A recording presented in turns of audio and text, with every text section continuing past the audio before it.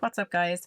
So Tesla Autopark is a premium feature that comes as part of the full self-driving upgrade package, which currently comes in as a €6,500 upgrade. Since most new premium and even mid-range segment cars come with some form of park assist as standard, you might be wondering why Tesla's version warrants such a premium.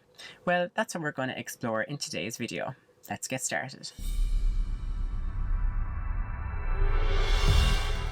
So the first thing to note about Tesla's Autopark system is that in terms of functionality, it has many of the same features and limitations of any other park assist system currently on the market. This means that unlike the rest of Autopilot's features, Autopark does not use any of the Autopilot cameras around the vehicle in order to detect parking spaces. Instead, it relies entirely on the 12 ultrasonic parking sensors located on the front and rear bumpers to detect and maneuver into spaces. So what's the difference between a camera and an ultrasonic sensor? Well, while cameras see the world in much the same way we do, ultrasonic sensors use a type of sonar to detect obstacles nearby through the emission of ultra-high frequency sound waves. As the sound waves are emitted from the sensor, they will reflect off any solid objects nearby and return to the sensor. Software algorithms then measure the amount of time taken for the reflected sound waves to return to the sensor, which is then used to calculate the distance of the detected obstacle from the car. So how are these sensors used in order to enable Autopark to work? Well, if you're traveling below 24 km per hour, Autopark will automatically start looking for parallel parking spaces. To do this, it enables the side-facing ultrasonic sensors on the front and rear bumpers to detect areas of free, unobstructed space. As soon as the sensor detects an unobstructed area, it starts measuring the distance from the point of detection until the next point where it detects an obstacle. If the distance between the first and last detections is at least 2.9 meters, in the case of the Model 3, then the Autopark system will alert you that it has found a suitable parking space by displaying a little P icon on the driver information display. One interesting aspect of Tesla's Autopark system is that unlike other park assist systems currently on the market, you as the driver do not need to specifically tell the car when and what type of spaces to look for.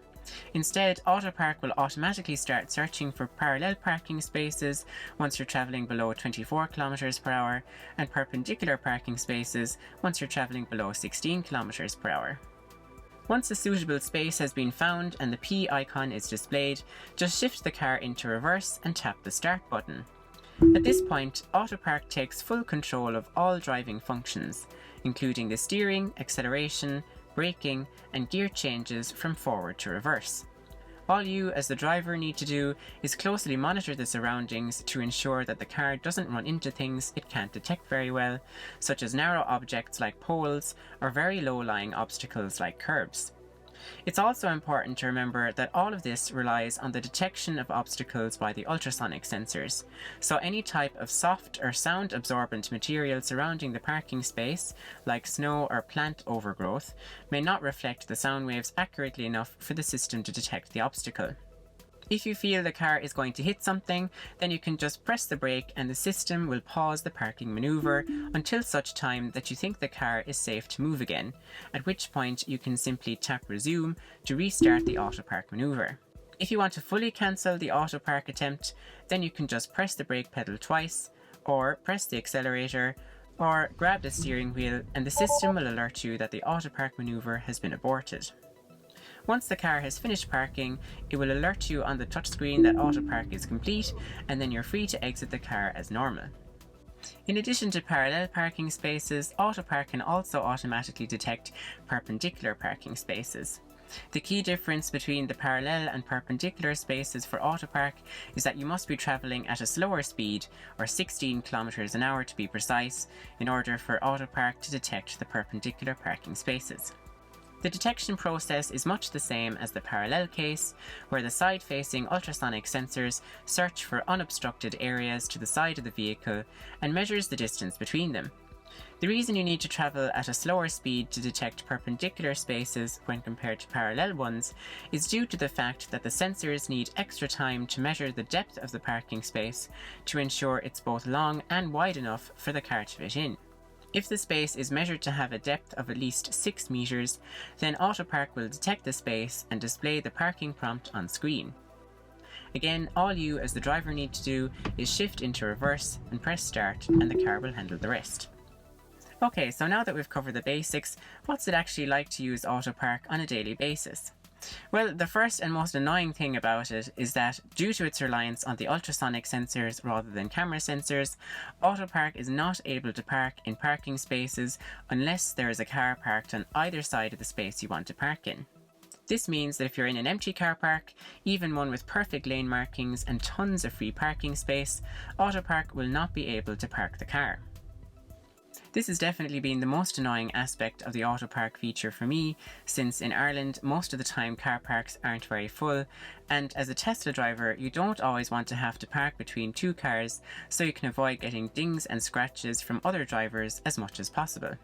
However, a silver lining to this is that Autopark can park the car in almost any parallel or perpendicular space between two vehicles, irrespective of whether the underlying surface is tarmac, gravel, or even grass. This was demonstrated quite clearly in this example, where Autopark somehow managed to detect a perpendicular parking space in the garden at the side of my driveway, despite the fact that the ground underneath is a mixture of gravel and grass, and there are no lane markings to be seen. My guess is that it picked up the standing stone and part of the hedge on the opposite side as two reference objects, and then tried to park between them. However, shortly into the maneuver, it got confused and promptly gave up. The next point to note is the speed at which Autopark parks the car. Unlike other park assist systems on the market, Autopark does not let you as the driver control the speed of the car through the accelerator. While this can be very disconcerting at first, since the car is moving entirely autonomously in a very close proximity space, the other disadvantage is that Autopark is limited in its speed to a maximum speed of approximately 3 km per hour. The result of this is that Autopark takes approximately 1 minute to park the car in either a parallel or perpendicular parking space. In my experience, for perpendicular parking spaces, this proves to be about twice as slow as I would park the car myself, but for parallel parking spaces, Autopark and I would be pretty evenly matched in terms of speed. With regards to consistency, Autopark seems to be able to successfully park the car to within a time tolerance of plus or minus 10 seconds from the 1 minute mark.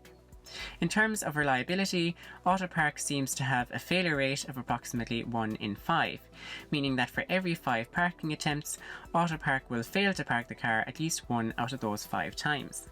This failure rate varies quite significantly depending on the type of space you're attempting to park in, especially if the cars parked on either side of the space are parked at an angle, or if the parking space itself is oddly shaped due to some curbs or objects jutting into the space from behind. If Autopark does get confused by a particular parking space, then the system is designed to automatically cancel the maneuver after 7 consecutive moves.